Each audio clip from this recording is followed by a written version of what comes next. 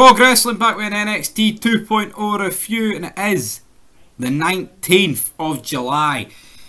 And we have some decent stuff, but we have some shocking stuff on this show. And we're going to kick off with the first clip that I watched, and it was the 20 Women's Battle Royal. I mean, a lot of jobbers in this, so let's not pretend that we know half their names, because I probably knew about 4 of their names. But Nikita Lyons dominates in this. We've got like Tiffany Stratton, with the woman that I actually ended up winning that. She just recently returned. I've just forgot her name, man. Zoe Stark, that's it, right?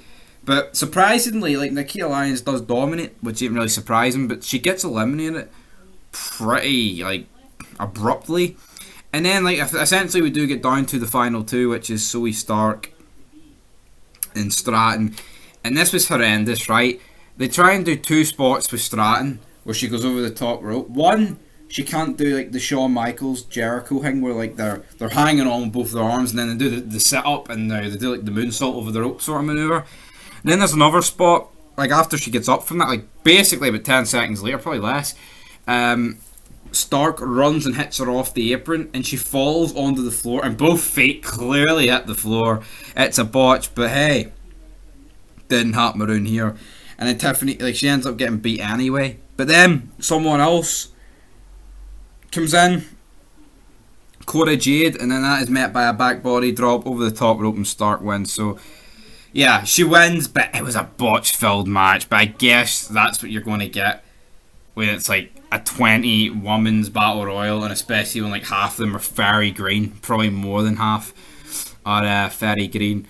We have the Mafia. We've got Tony D basically saying that next week he's going to batter the shite out of Diamond Mine and lay absolute waste to them. And then we also have JD Madonna defeating Cameron Grimes, right? And I don't even want to talk about the match. I want to talk about his promo with Braun Breaker. This was absolutely horrendous, man. Like, it just really was.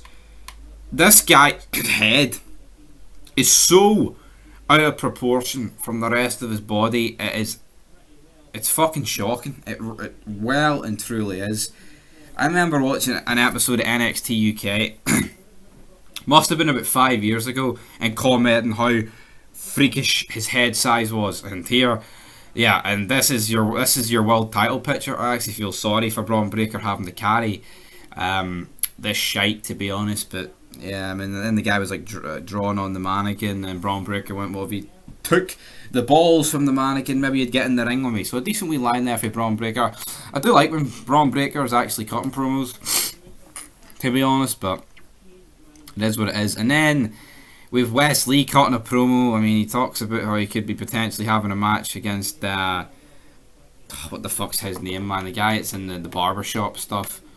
Carmelo Hayes. They always have like scenes backstage where they're discussing opponents from it. They're actually pretty entertaining, so I can't really bury them too much. But then we have the Dyad up next, and they reveal their true identities. I wish I knew who they were. You know, I mean, they could have just kept the Druid heads on, and I wouldn't have known who they are, and it would be a bit more mystique about it. But here, we don't really have a Scooby snack about what is going on. We then have Cora Jade cutting a promo claiming that her friendship with Roxanne Perez was a lie, and she's going to batter her, man. Oh, hell yeah. We then have a men's tag team match. Josh Briggs and Brooks Jensen taking on Pretty Deadly. What is this? What is this attire from Pretty? It's like they're wearing cowboy jeans or whatever, and then like the top half's like a cow. I don't know what it is. I mean, the routine, like, but I never really rated this tag team, if we're being perfectly honest. We have Roderick Strong versus Damien Kemp, and of course Roderick Strong, boring bastard, circa TNA 2005 wins. And then we have the Diamond Mine backstage, basically repeating what's been said throughout the night from Tony D, that they're going to batter them next week.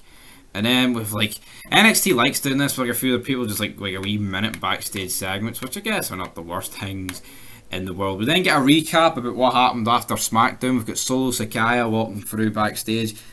It turns out, like, I thought he was just a cousin of like the Usos. He's actually Rikishi's son. Don't know how many kids Rikishi's got. Maybe it's just the Usos, and then we've got him. So it'll be interesting to see what his Fatu. So solo Fatu. It'll be a pretty decent name, but you know, we have another promo from the Diamond Mine where they claim to be the strongest family in NXT. I mean, it's clearly Tony D. Like, if we're being perfectly real. And then Deontay Chen, this guy, the guy who looks like Poundland Sin Cara, defeats Axiom. We were hyped up about this guy last week. Did he live up to the expectations? Well, everyone else is going to have to leave that down below. Giovanni Vinci gets into his motor. He's about to leave, but as he's about to leave, Chase University pulls up in the Krampus style. He can't leave the arena. He's like, no fingerprints on the car. And then they park their bus where he's about to drive, and he's raging. But he's like, where's your driver? Funny segment, but where's Andre Chase? I mean, the main man himself. You know, nowhere to be seen. But that's it for your NXT 2.0. And I'll be real, I haven't watched NXT 2.0 in a while, but this is a weak one. You know, we're missing quite a few people from the show, to be perfectly honest. And for that, guys, I'm going to give it a 2 out of 10. So until next time, peace.